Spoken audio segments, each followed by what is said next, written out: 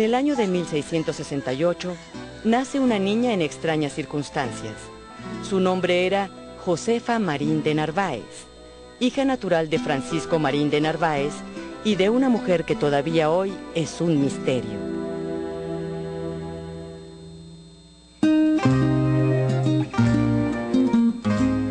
La niña fue reconocida por su acaudalado padre a través de un testamento donde le dejó una buena porción de sus bienes. Fue criada por algunos familiares, ya que su padre se fue del país sin conocerla.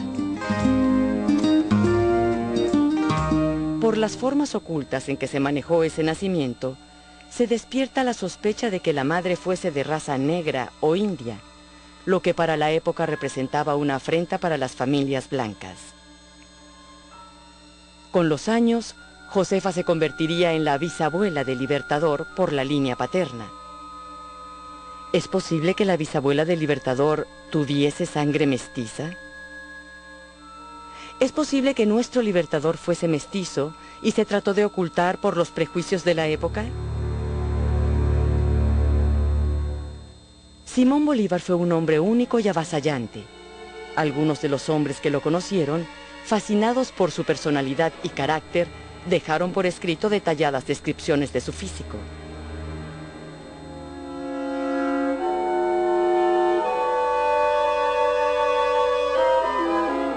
En esas descripciones se destacan elementos como el cabello ensortijado, el grosor de los labios y la forma del cráneo.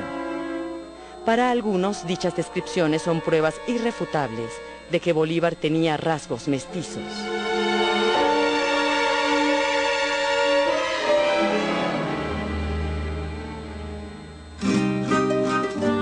Gracias a una vida llena de glorias, el Libertador fue inmortalizado en numerosas representaciones pictóricas. Pocas fueron con el propio Libertador como modelo. La mayoría son reproducciones copiadas de otros retratos. En general, la imagen iconográfica no dejó ninguna evidencia de que el Libertador pudiera tener algún rasgo mestizo. ¿Quién es Bolívar? ¿Cómo era realmente? ¿Cómo era su rostro?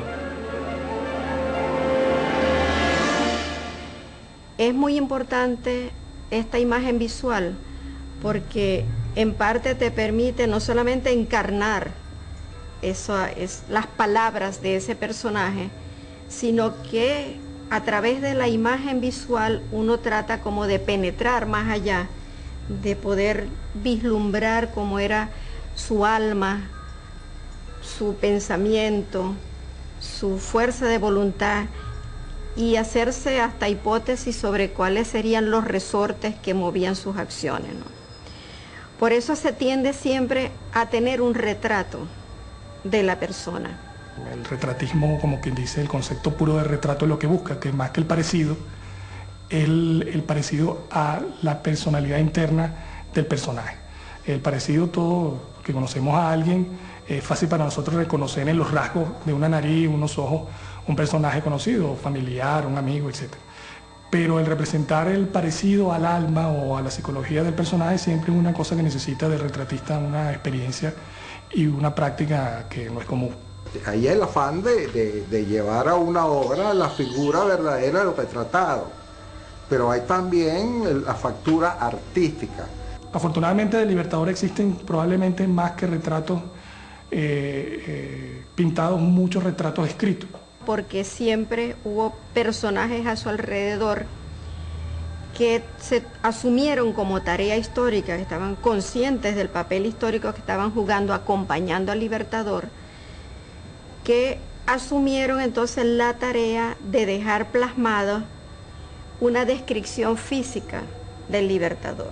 Casi todos esos testimonios tienen algo muy particular que resaltan ciertos aspectos físicos de Bolívar, ¿no? Siempre hablan de su mirada, de sus ojos negros, penetrantes y muy vivaces, ¿no? La frente alta y ancha, la nariz perfilada, la cuenca de los ojos profundos, el labio inferior un poco más saliente que el superior, el labio superior delgado, de rasgos muy finos, nariz puntiaguda, una frente muy amplia, esa gran cabellera que tuvo, de pelo negro rizado. Después empiezan a aparecer las canas y lo sabemos por todas estas descripciones. Esos son elementos del rostro de Bolívar que se repiten porque son como muy determinantes. Durante gran parte de su periodo activo en la guerra, usa bigotes y las largas patillas que todos siempre le atribuimos a los próceres de la independencia. Y esto de los bigotes además hace que su rostro sea más afilado, más guerrero, más marcial, ¿no? Sabemos que casi al año 25, por ahí es que se afeitó, pues se quitó los bigotes y lo que hacía entonces su rostro más delgado, más afinado, quizás hacía que otra vez la atención se fijara en sus ojos. Luego de ese momento ya el Libertador es retratado sin bigote y esa es la imagen que hemos heredado hasta el presente del rostro del Libertador, un Libertador sin aquel bigote que le da un aspecto más fiero, más militar. Gil de Castro, ¿verdad?, es uno de los pintores latinoamericanos que más retrató al Libertador. Lo retrató en vida y lo retrató muchísimas veces después de muerto, guiándose por los retratos que le había hecho. Creo que es el único pintor sobre el cual existe una carta de puño y letra del Libertador, del cual elogia su obra y además se utiliza como referencia a la frase de que es retrato mío hecho con la mayor exactitud y semejanza. Ese es un cuadro que satisfizo mucho al Libertador por el parecido logrado por el artista. Tanto fue así que en una carta que le envía a María Antonia, su hermana, junto con el cuadro, él habla de eso. Su retrato ha sido una imagen también interpretada por muchos artistas posterior a la muerte del Libertador. Ha sido uno de los íconos que se ha utilizado para que otros artistas recreen la imagen del Libertador. La maravilla es que tenemos esos testimonios, pero siempre nos quedaba la duda de cómo realmente fue, porque si eso lo cruzamos con los retratos que sabemos que se le hicieron en vivo, o sea, estando vivo, que el Libertador posó y lo pintaron, son muy pocos los retratos que sabemos que se le hicieron, varios pintores, 3, 4, no debe llegar a 5 las personas que lo pintaron directamente. Por tanto, siempre queda esa duda de que no sabemos cómo era realmente.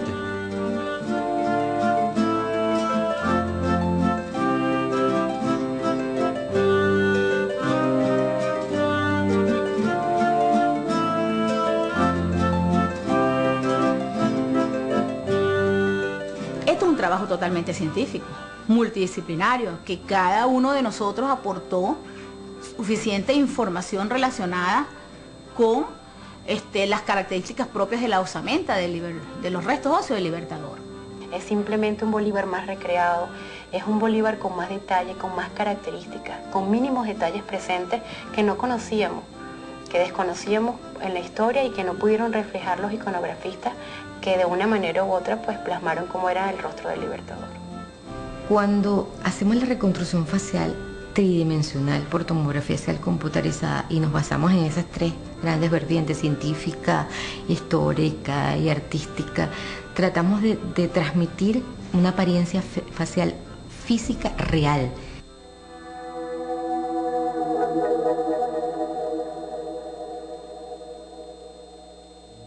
Cuando realizamos la tomografía, uno de los hallazgos más importantes y tal vez más emocionantes que sentí fue, mira, tiene la nariz desviada. La nariz desviada se llama septundesviación nasal. Puede ser bien sea hacia la derecha, es destroconvexa, y bien sea a la izquierda, es levoconvexa. No se le veía. Si tú te pones a ver, claro, ahora ya que uno lo sabe, puede analizar con más detenimiento las iconografías y tal vez las consigamos, pero en el principio no estaba. Había una excrescencia ósea, como por aquí en la barbilla, en la porción inferior de la barbilla, en angular, que estaba allí y la pudimos ver en la tomografía. Hoy en día, cuando vamos a ver ahora las iconografías, vemos que sí, que había como una especie de bultiquito allí, bulto, que tenía él, que podría corresponder a la excrescencia ósea que pudimos observar. Que era un hombre de un temperamento muy fuerte. cuando tú ves en ese desgaste tan pronunciado los dientes, que en aquella época no sé cómo se le llamaba, ahorita le llamamos bruxismo, hay mucha gente en esta época que es bruxómana por estrés, por angustia, por nervio, cuando tienes, ¿entiendes?, miles de cosas que hacer y pues lo demuestras en la noche o en el simple día, el hecho de frotar dientes contra dientes. En él se veía muchísimo esta característica y pues, y por todas estas medidas que te dije y estas asimetrías que había, pues tú te logras dar cuenta que era un hombre de un temperamento muy fuerte. Es que tú lo vuelves a la vida. Ese es el fondo. ¿Sabes? Desde hace mucho tiempo había un antropólogo forense, Wilton Marion Croman, que decía, los huesos hablan, basta con saber interpretarlo.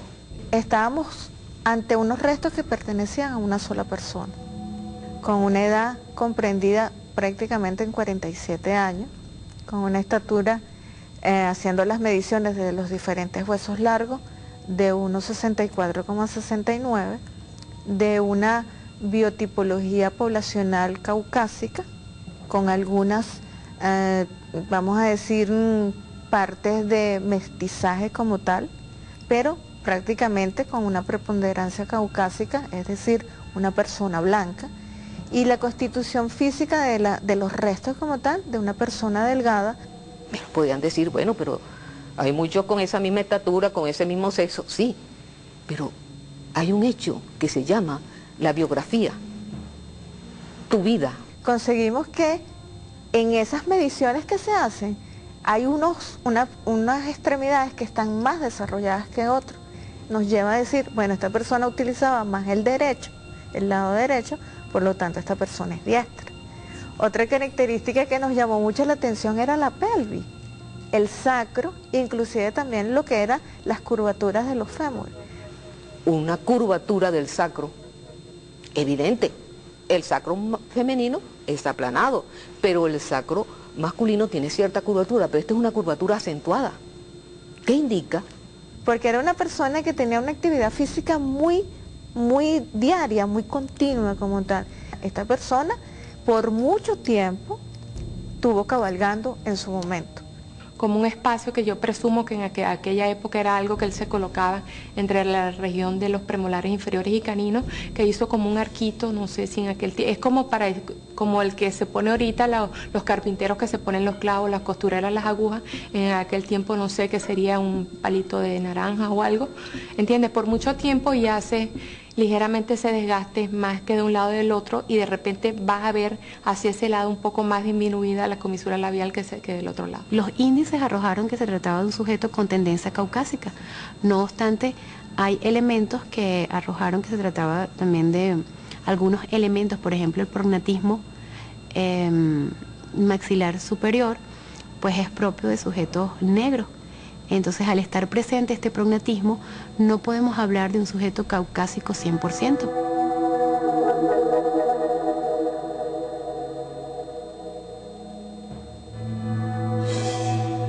Los demás métodos solamente permiten ver o permiten obtener imágenes de superficie y no permiten ver en profundidad. Y de hecho, la tomografía axial computarizada es el método de reconstrucción más fiable que cualquier otro conocido actualmente, ¿no? ¿Cuál era el objetivo? Es como colocar ese cráneo dentro de una computadora con una certeza del 99,9% porque es una tomografía axial computarizada. Es importante que tengamos en cuenta todos que se trató de cuidar todos los detalles para hacerlo lo menos invasivo posible. En primer momento lo que nos interesaba es no dañar esos restos tan valiosos. Buscamos a alguien que pudiera de una manera u otra unir o unificar cada uno de los criterios de las diferentes disciplinas. Acuérdate que una reconstrucción facial no es propia de una especialidad. En el rostro intervienen otras especialidades como la parte radiológica, que fue la que aportó, por así decirlo, el esqueleto, el armazón de lo que es la reconstrucción, pues permitió captar de una manera digitalizada la estructura craneal del libertador. Lo que es ciencia porque es verificable, es visible y es repetible. Desde estos tres puntos de vista es completamente ciencia. Cualquiera que lo quiera volver a hacer, cualquiera que lo quiera ver y lo quiera repetir, pues con cierto margen de error lo va a tener igual. Dentro de todas las gamas de iconografías que se tienen de Bolívar, se tomó en cuenta la iconografía de Gil de Castro porque tiene todo un estudio de cada uno de los segmentos anatómicos es uno de las iconografías que desde el punto de vista histórico pues mejor reflejan las características. Ahorita que se comparó no solamente la imagen, sino toda la información descrita de otros autores. El Philippe Frot es un artista, un paleoartista en reconstrucción 3D de tipo forense del Parc Audiovisual de Cataluña en Barcelona, España. Él tiene gran experiencia en la realización de estas reconstrucciones faciales con tomografía axial computarizada y tiene grandes estudios y competencia en lo que es los software.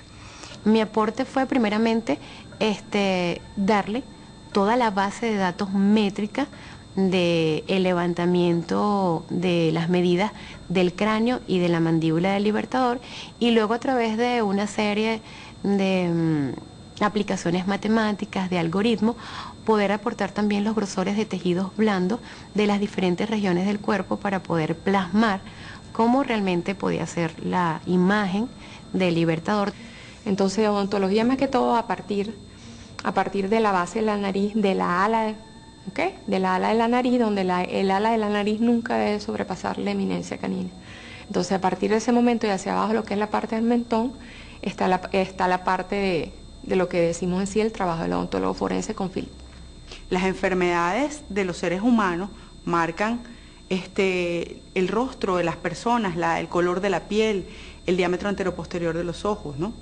Lo que es la parte de la odontometría, que es las mediciones de los dientes, lo que es el grosor, el espesor, la distancia, todo lo que es de la base de la nariz hacia el mentón, lo que te da como decir casi prácticamente que la mitad de la cara, de la base de la nariz hacia abajo, lo que te va a dar el grosor de los labios, donde se va a ubicar la comisura labial.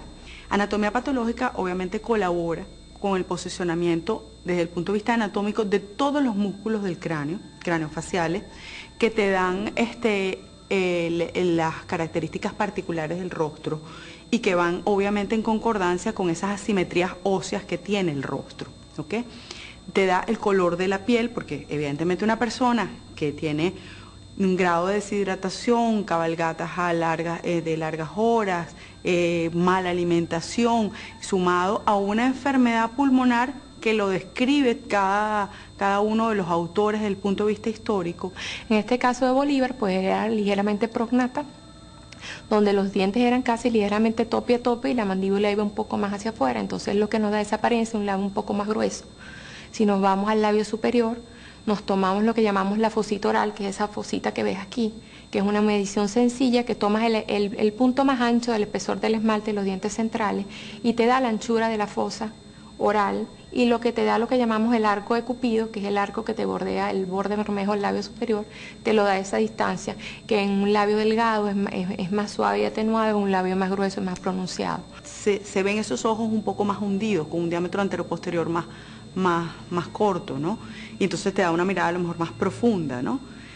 Realmente el estudio interdisciplinario es el que pudo permitir el poder plasmar gráficamente la imagen del libertador. Un dato histórico que refrenda las descripciones que desde el punto de vista científico se están plasmando, y estas descripciones científicas a su vez corroboran esa información histórica, y el artista lo que ha hecho es simplemente, tomando en cuenta el dato histórico, tomando en cuenta todos estos estudios científicos, lo que hizo simplemente es plasmar con su arte la representación gráfica de esta información. El hecho de que hayamos hecho una reconstrucción facial no cambia absolutamente nada. Al contrario, yo creo que te emocionarías más de ver, no es lo mismo ver un papel plasmado con un lápiz que hiciera un retrato a ver una especie de fotografía en 3D y ver su textura, su piel, todas esas cosas que no fueron hechas subjetivamente, fueron hechas con relatos históricos, hechas según la base anatómica. Entonces ese es el Bolívar que nos vamos a conseguir, un Bolívar que sintamos como que está vivo todavía, que sigue vivo en nuestros corazones y que ojalá siga permaneciendo vivo con esa imagen para muchas generaciones. Generalmente los grandes países del mundo siempre están, tienen como orgullo poder reconstruir y sacar a sus próceres y hacerle su reconstrucción facial. ¿Por qué no nosotros? ¿Por qué no podemos estar nosotros, al avance de cualquier otro país del mundo, y quitarnos esa parte de que profanamos? Nunca se profana cuando se va con fines de dignificar y con fines de reconstruir, de hacer algo bueno. Eso nunca es profanar. Profanar tiene otras características que son totalmente diferentes a esto, pues. Entonces, cuando ustedes tengan la oportunidad de ver el Bolívar que creamos para ustedes, pues ustedes se darán cuenta, y si van un poco más allá, pues que la muerte vence a quien quiere y no a quien puede.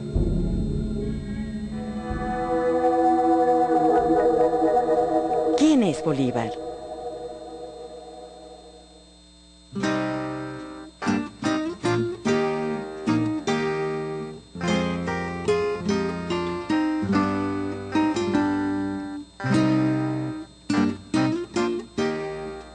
Personaje de una influencia tremenda en toda Latinoamérica, que además, y aquí un poco toda la dificultad, está representado desde hace 200 años por un cuadro que todo el mundo conoce, que es el retrato de Gil de Castro, y que nos presiona un poquito, digamos, en el inconsciente visual del personaje.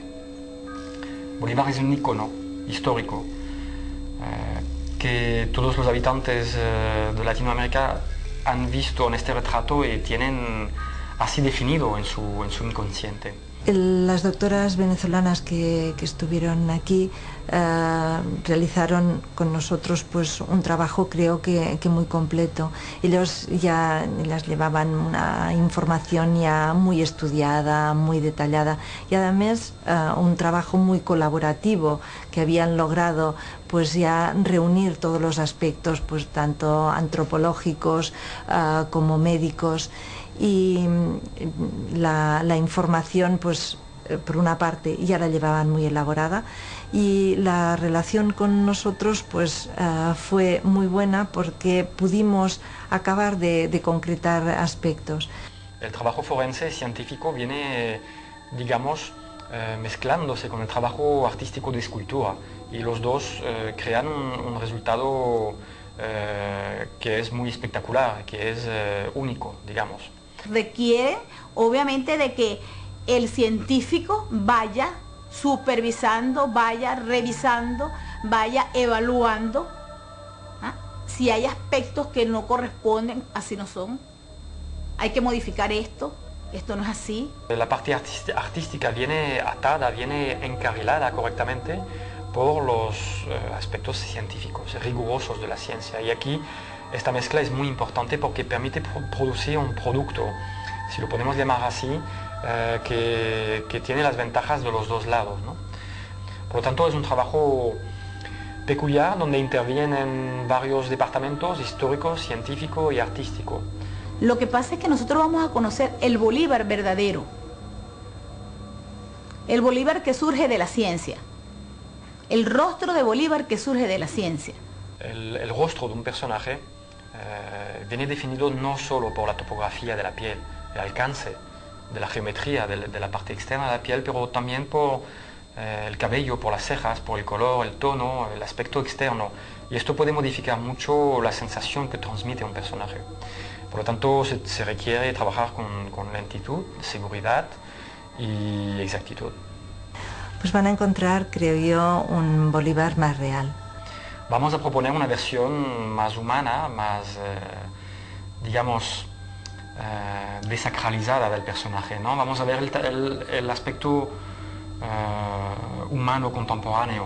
Vamos a ver una persona física, real. Un Bolívar real. Una apariencia, lo que tratamos de hacer fue una apariencia física real. Vamos a ver un Bolívar en todas sus dimensiones. Un Bolívar que va a expresar todo el balance corporal de las asimetrías presentes, de sus dimensiones. Vamos a ver un Bolívar más nuestro. Pero entonces ahora llegar a este tipo de recursos es una cosa que pensándolo es fascinante. O sea, todas las maneras que tenemos de acercarnos a una persona. Es una mirada poliédrica. Creo que además simplemente le va a agregar mucho más valor a la lectura que podamos tener del Libertador Simón Bolívar. Yo inclusive me atrevería a decir que, bueno, no es que esta es la lectura, porque es por métodos científicos, es otra lectura más, y por eso me parece lo fascinante de poder tener todo ese espectro de miradas. Y eso fue lo que yo quise transmitir, un Bolívar que todos lo sintamos como parte, sintamos como que que era humano, que existió, no que era plasmado en una pared, no que estaba en un retrato, sino que existió, que lo podías tocar, que sufría y que tenía alegrías y tristezas como las tenemos todos. Ese Bolívar me va a decir a mí, venezolanos, sigan adelante, terminen lo que yo no pude terminar.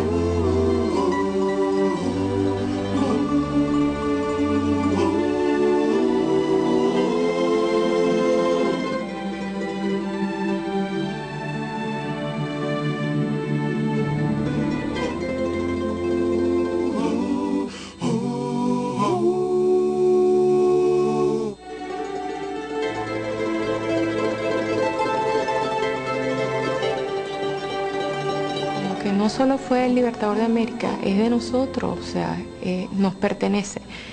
Y pues que lo hicimos con todo cariño para ustedes. Todo lo que era su obra, su vida, su lucha por obtener una patria libre y obtener una independencia de todo lo que era externo a nuestro país. Y eso me emocionó muchísimo el poder participar allí, el poder aportar algo y retribuirle a Bolívar parte de los sacrificios que él hizo por nosotros.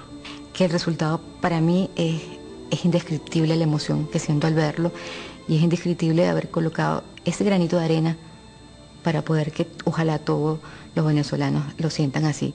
Tenemos que entender que es después de haber realizado un trabajo científico. Si nosotros entendemos que fue sobre esa base, todos vamos a poder aceptar que la imagen que vamos a conocer es nuestro libertador. Lo considero casi como un compañero de viaje porque le voy viendo el rostro, su imagen desde hace un año. Desde que llegó nuestro presidente, o sea, ya la figura de Simón Bolívar no es alguien así que nada más se recuerda el 24 y el 17 de diciembre. El 24 de julio y el 17 de diciembre. No, esa es la única fecha, ya es algo continuo que siempre va a estar en la memoria y que siempre va a estar ahí, de modo de seguir el ejemplo que él siempre ha dado.